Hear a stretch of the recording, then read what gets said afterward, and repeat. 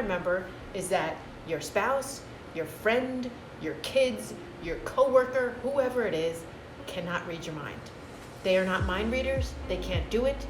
You have to be able to explain how you feel and not expect them to know that. For example, with my kids and the dishes, my son was, God bless him, he's in college now. I would wake up every morning and the dishes would be in the sink and like spilling over because he didn't do it the night before. And I just used to always just yell at him like, why didn't you do it? Why didn't you do it? Why didn't you do it? You know when it changed, the difference for my son when it changed, when he started doing the dishes on the norm, is because I sat there and I said to him, look, I tell you every day to do the dishes. I said, I'm not just telling this you to nag you or to bother you. I'm telling you this because when I wake up in the morning and I see a sink full of dirty dishes, it puts me in a bad mood. And I said, you don't want mom to be in a bad mood in the morning, do you? Do you want me to start my day like that? You want me to be happy, right? Do you want mom to be happy? Another thing you have to remember is try and take yourself out of the situation. Leave the room. Go write your thoughts down on a piece of paper.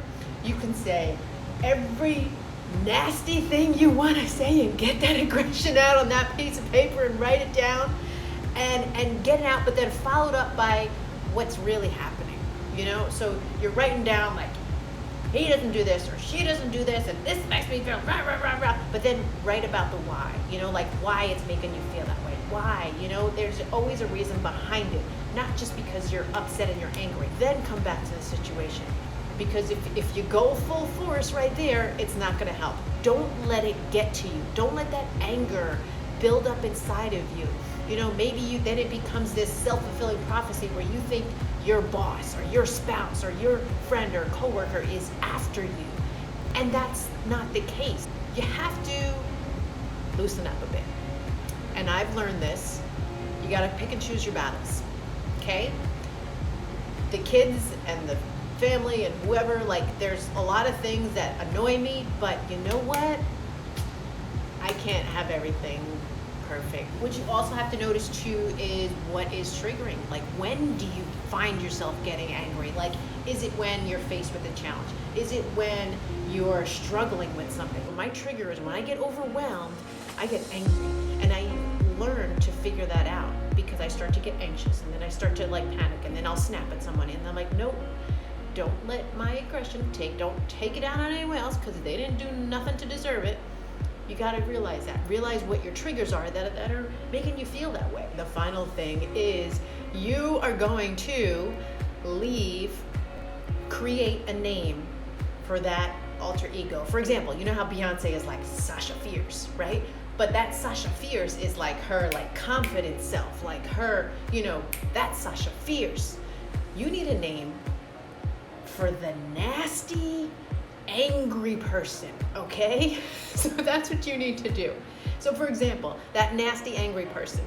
So I haven't quite figured out a name for her yet. I'm still contemplating between a couple different names. But every time you catch yourself and you find yourself going down that old road, okay? I want you to call out whoever that person is. Whether it's, I don't know, Louisa, whatever it is, okay? You can say, all right, start talking to her like, Louisa, you need to check yourself because you're gonna wreck yourself. Like, you know, just talk in that to that alter ego. I'm telling you, because if you that means you're one, acknowledging it, which is the most important thing. So you have to give like that alter ego a name. I hope I made you smile. I hope I made you give you a couple good tips for next time that you're about to blow your lid at somebody. You might want to think of some of these things, okay? Because I'm trying. I'm still not perfect at it.